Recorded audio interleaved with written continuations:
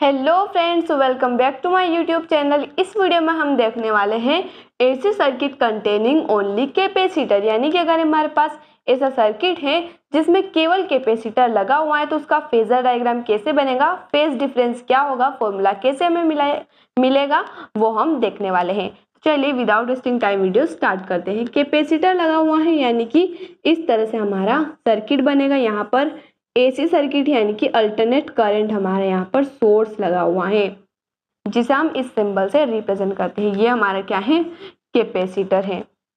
अब हमें ध्यान क्या रखना है कि हमारा जो टॉपिक है AC circuit containing only capacitor, यहाँ पर कैपेसिटर वर्ड आ रहा है यानी कि हमें फॉर्मूले में कहीं ना कहीं कैपेसिटेंस मिलना चाहिए।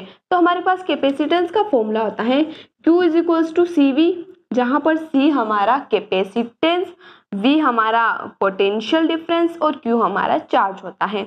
अब हमें यहाँ पर करंट भी चाहिए होगा यानी कि I होता है हमारा dQ/dt, flow of charge per unit time. और यहाँ पर Q की जगह अगर हम CV रखते हैं तो C हमारा कांस्टेंट है, बाहर आ जाएगा dV/dt।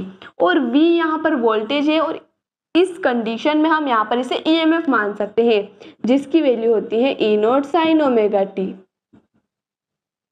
तो यहाँ पर हम ये वैल्यू पुट कर देते तो C D E0 sin omega t divided by dt। तो d/dt ऑफ इस E0 sin ओमेगा t अगर हम करेंगे तो हमें करंट की वैल्यू क्या मिलेगी, C साइन का जो डिफरेंशिएशन होता है कोस होता है यानी कि E0 कोस ओमेगा t, और साथ ही हमें ओमेगा भी मिलेगा क्योंकि एंगल के साथ ओमेगा भी है तो उसका भी अलग से डिफरेंशिएशन होगा। तो यहाँ से ओमेगा C एप्सिलॉन नॉट और कोस ओमेगा t, हमें पता है कि साइन π/2 प्लस थीटा क्या होता है, कोस थीटा होता है। तो हम इसे यहाँ हमें साइन के कंटेक्स्ट में इसे यूज करना है, यानी कि साइन हमें लाना है कहीं ना कहीं। तो यहाँ पर हम इसको कोस ओमेगा t को साइन π/2 प्लस थीटा या फिर थीटा प्लस π/2 भी लिख सकते हैं। प्लस में तो कोई हमारा ऐसा झंझट ही नहीं है कि हमें आगे पीछे लिखना है। तो हम यहाँ पर थीटा की जगह हमारा क्या होगा, ओमेगा t प्लस π/2। अब ये जो ओमेगा C है इसे हम एप्सिलॉन, ये जो हमारा E0 है EMF है, इसके अपॉन में लिख देते हैं यानी कि EMF डिवाइडेड बाय 1/ओमेगा C हो जाएगा साइन ओमेगा t प्लस π/2। अब हमने यहाँ पर इसको डिवाइड में क्यों लिखा, क्योंकि ये 1/ओमेगा C जो होता है 1/ओमेगा C, इस पूरी टर्म को हम XC लिखते हैं यानी कि कैपेसिटिव रिएक्टेंस। अब ये क्या होता है, ये कौन सी नई टर्म है, ये कुछ नई टर्म नहीं है, केवल रेजिस्टेंस ही है। लेकिन जब हमने रजिस्टर यूज किया था तो वहां पर हमने रेजिस्टेंस टर्म का यूज लिया।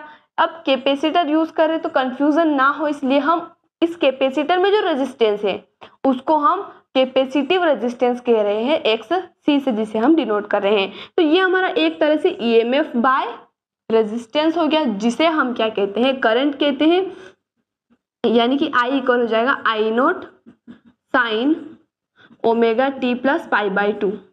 अब ये हमारा सेम जो अल्टरनेट करंट का फॉर्मूला होता है वो हमें मिल गया। लेकिन अब इसका ग्राफ कैसे बनेगा, यहाँ पर फेज की अगर हम बात करें तो ओमेगा t प्लस π/2, यानी कि करंट जो है वो π/2 आगे है, किससे, EMF से। अब EMF जो होगा वो हमारा एक्सिस के साथ कितना एंगल बना रहा है, ओमेगा t। ये हमने मेन कॉन्सेप्ट पढ़ रखा है।